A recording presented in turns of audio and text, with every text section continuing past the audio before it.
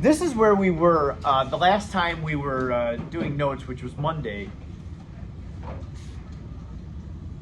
I had given you this example and said, okay, when we talk about electrolysis, just a quick reminder, electrolysis is taking an external power supply, an external source of energy, and forcing a non-spontaneous reaction to occur.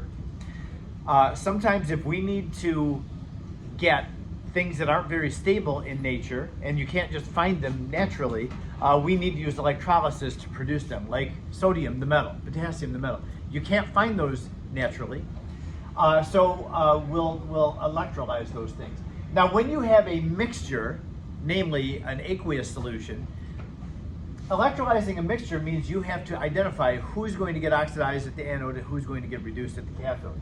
So we did this example on Monday, and I'll try to make this nice and big for a moment. If you remember, the last thing that we did was we were electrolyzing sodium chloride solution, not pure sodium chloride. If you want to do pure sodium chloride, you have to melt it down and make it a liquid so the charges can move around. But when you have sodium chloride aqueous, in the solution there are three things. There's water molecules, there's sodium ions, and there's chloride ions. At the anode, something has to oxidize. Remember, you have a power supply in here, and it's pulling electrons into it at its positive electrode, and it's pushing electrons out of itself from the negative electrode. So that means that attached to this bar, something has to oxidize to give off electrons so that the power supply can pull electrons into it. And then down here, as the electrons come in, something has to gain those electrons. So when we look at our choices for who can oxidize and who can reduce, at the anode oxidation, you have two options. Sodium is not one of them. Sodium ion cannot oxidize. It's already in its highest oxidation state. Sodium goes from neutral to +1, and it doesn't go any higher than +1. So sodium ion is not an option for oxidizing. Chloride ion is an option because if chloride ion can get rid of its electron. Now, remember, it's a -1 ion because it has gained an electron. It's got a noble gas configuration. So it's very stable at that noble gas configuration. But it is possible for chlorine to get rid of that electron and go back to neutral. And so that is an option for our oxidation, is for chloride ion to get rid of its outer electron and go from Cl negative to neutral Cl, which is Cl2. So you need two Cl negatives to do that. You can look that oxidation potential up in the table. Water can also oxidize. The oxygen in water is -2. It can oxidize to O2, which is 0 oxidation state. So that was what we did. We looked at, okay, at the anode, you can either have the chloride ion oxidizing to Cl2 or the water, the oxygen in water specifically, oxidizing to O2.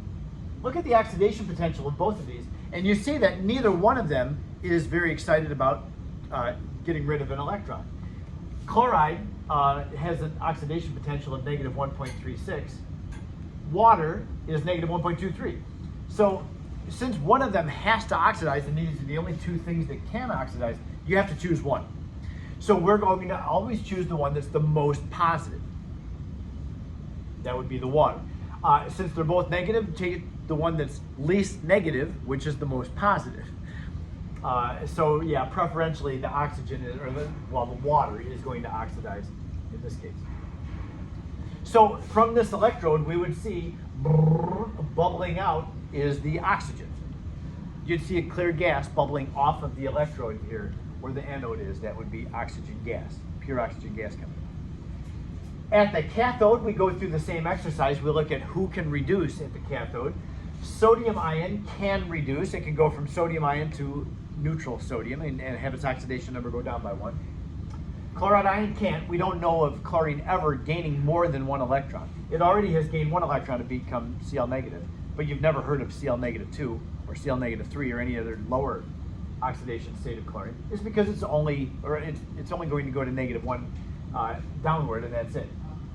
So this is not an option for any reaction at the cathode because it's already gained as many electrons as it's going to gain. But the water, the hydrogen in water can gain an electron to become H2. So it's +1, hydrogen is +1 in water. It can go down to 0 in its oxidation number if it reduces. So we compare the reduction potential of sodium, that's right in the table, it's -2.71. That's not very nice for reducing. But then water, which is also negative, the +1 going down to 0 is -0.83. So since neither one of them are interested in reducing, we're going to choose the one that's most positive, and that would be the water. So in this case, the water, even though there's sodium ions and chloride ions there, they're too content the way they are, and water is more able and willing to change. So at the cathode, we'll have the hydrogen bubbles bubbling out. So you'll have 2 electrodes in this solution. There's sodium ions and chloride ions in there, but those are not helpful for this solution because it's both water oxidizing and reducing. And that can happen. And so you might think, well, why do we even put the sodium chloride in there? Well, we had to see what was better at oxidizing and what was better at reducing. It just happened that water was better at both compared to the other things. So there's both electrodes would have clear bubbles coming up, but one of those bubbles is oxygen, the other set of bubbles is hydrogen. We're going to do 2 other examples of this, and that's my only plan for this short class period today, is on the next slide, I have 2 examples for us where we do the exact same exercise. We have 2 aqueous solutions. One is potassium fluoride solution, where there's potassium ions and fluoride ions in there with the water. And then the other one is zinc iodide. So here's what we're going to do. I'll go through the KF solution electrolysis with you, and then I'll ask you to try the zinc iodide. Now, I find it helpful for my brain to draw a picture every time. When we're doing electrolysis, I think of a picture. So you'll see me do this. I really have a struggle doing this without having something to look at, even though my drawing is really about as bad as drawing can be. What the electrodes are with electrolysis does not matter. I don't ever have to label the electrodes.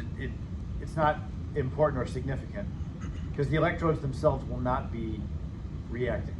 Where with galvanic cells, it's possible that the electrodes will be part of the reaction. So there's our picture of the electrolysis setup. We have 1 molarity KF, and by the way, the concentration means nothing. It doesn't help at all. But it just is telling us that there's a healthy amount of potassium and a healthy amount of fluoride ion in here. And so that means that we have potassium ions, fluoride ions, and water molecules present in this solution. So we need to determine what's going to happen, and we'll assume that the electrons are going into the power supply on the left and then out of the power supply on the right. So on the left side would be the anode, where something has to be oxidized to beat off electrons that the power supply is going to pull into it. And over here on the right side will be the cathode.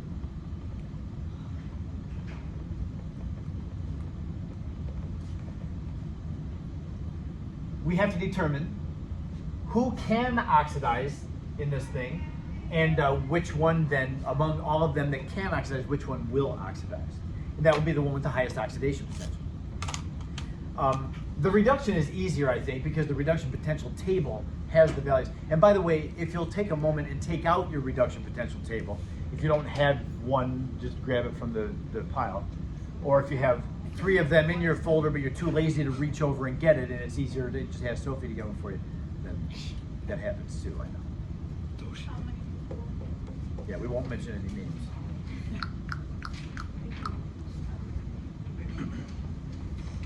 So you're just taking it for a moment.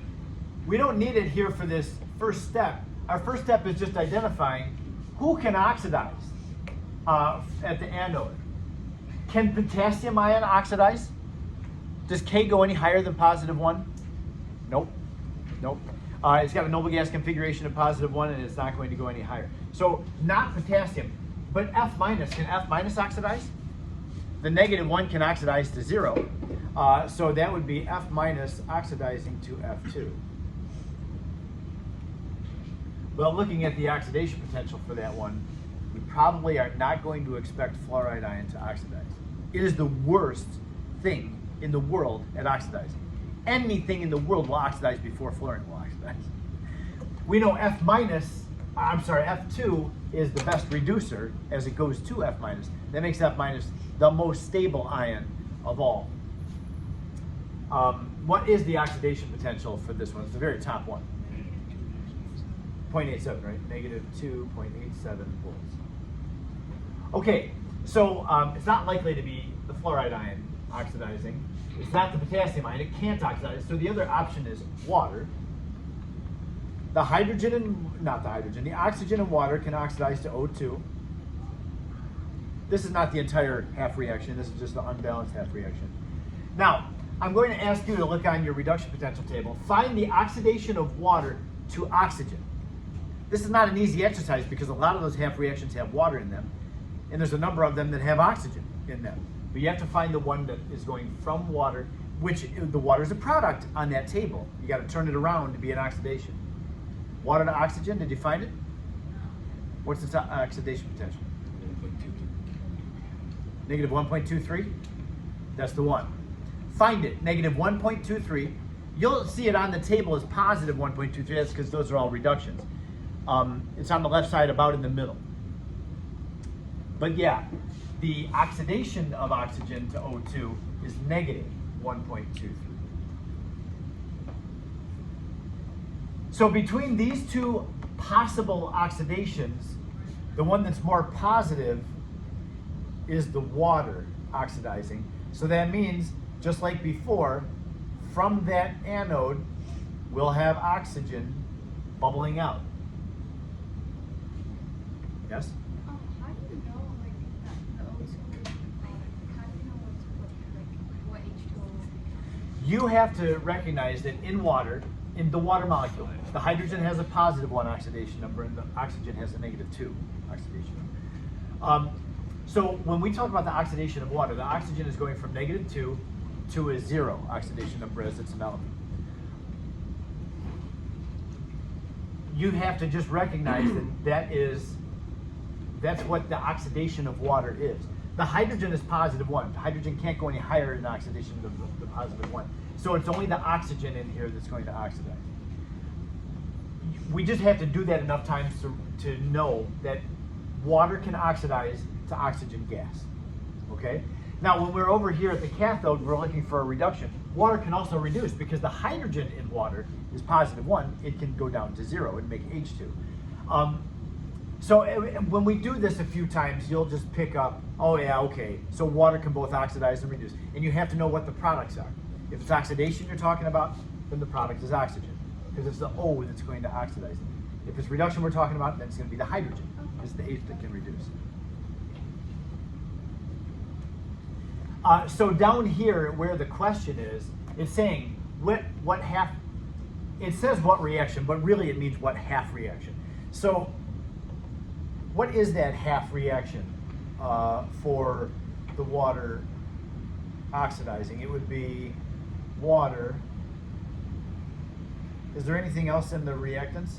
I don't think there is. It just makes O2 plus some electrons plus some, what, OH negative? 2H2O. O2, yeah. O2 plus 4H plus. Oh, the hydrogens, yeah. So this is going to give off hydrogens as well, as those two have to break apart from each other. And then 4 electrons. So that's what's happening at the anode.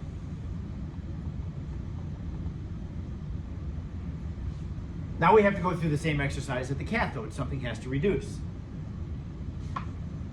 Okay, well, what options do we have? Potassium ion can reduce. It can go to neutral potassium. So one of our options is K positive reducing to neutral potassium. Do you see the reduction potential of potassium ion? How excited is potassium ion to reduce? Yeah, I give it a big thumbs down. It's not. The reduction potential of potassium ion is like negative 2.9 something, 2.92, if I remember right. Anything else in here that can reduce? The fluoride ion cannot reduce. It's in a negative 1 oxidation state. It doesn't go any lower than negative 1. The water, though, can reduce. It's the hydrogen in water this time that can reduce to H2. Now the reduction potential of water, can you find water reducing to H2? Yes. Positive or negative? It is negative, yeah. This is the reduction of water, and so it is the way that it's written there on that half reaction table. So it's negative 0.83 volts. So water is not excited to oxidize, nor is it excited to reduce.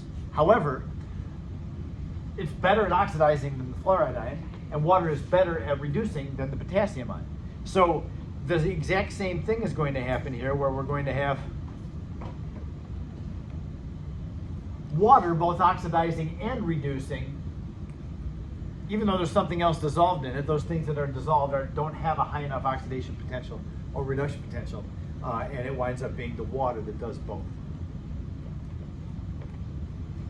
So at the cathode, I can never remember this half reaction, it's 2 waters plus 2 electrons.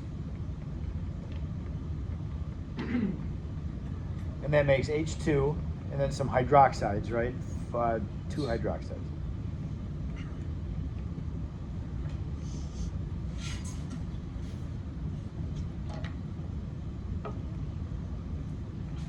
So yeah, as you see, when these reactions are happening, the 2 half reactions are happening simultaneously. One of the processes is giving off hydrogen ions, the other process is giving off hydroxide ions. They will find one another and neutralize one another. So you don't have a buildup of, actually you will have a buildup of hydrogen ions because you're producing more of those than the hydroxide. Actually you're not, because this would have to get multiplied by 2 to get the electrons to equal each other. And so, yeah, this thing just stays as a neutral solution the whole time. Now, you may think, so this example that we've just done, and the one before it, where we looked at the electrolysis of sodium chloride aqueous, both of those, the ions that were dissolved in the water didn't oxidize, nor did they reduce. You might think, oh, okay, so anytime we have an aqueous solution, the water both oxidizes and reduces. That's not always true. And it's not always true because we will see in the next example, 1 molarity of zinc iodide, that something other than water is going to be changing. So for this one, what time do we end now? It's 9:05, so we have 10 minutes or so. I'm going to give you 5 or so minutes to come up with what is happening at the anode and what's happening at the cathode for this solution. Once again, I would suggest that you draw a picture of it. So this picture is going to have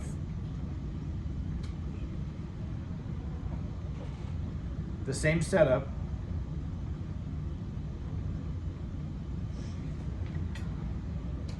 But now it has zinc ions, iodide ions, and water molecules. So yeah, what is going to be happening over here at the anode? And what's going to be happening over here at the cathode? And can you choose the one with the most positive oxidation and reduction potential? So go ahead and see if you can take that on and identify what's happening in those.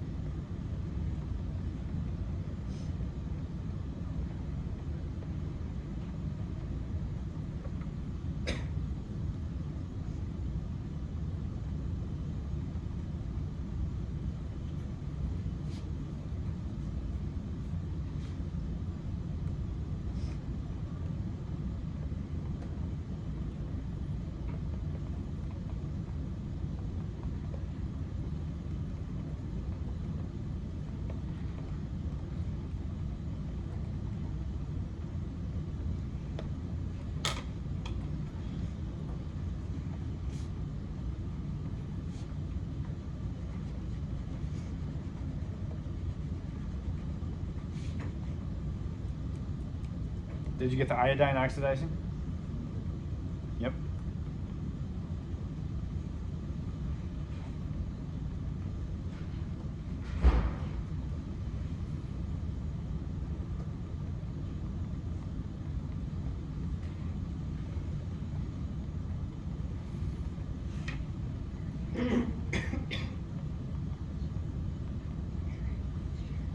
Zinc and water are close to each other, but the more positive one is the zinc. So yeah, this time we have an aqueous solution where the water is not changing at the anode nor at the cathode. So yeah, I've got the little cloud around what's actually happening at the anode and what's happening at the cathode. So what would we observe when this reaction is happening? There's no bubbles forming this time. Around the anode, we would see, I'm going to draw it in green, but it really would be like, it would be iodine, which is like a brown purple color. It would coat the electrode.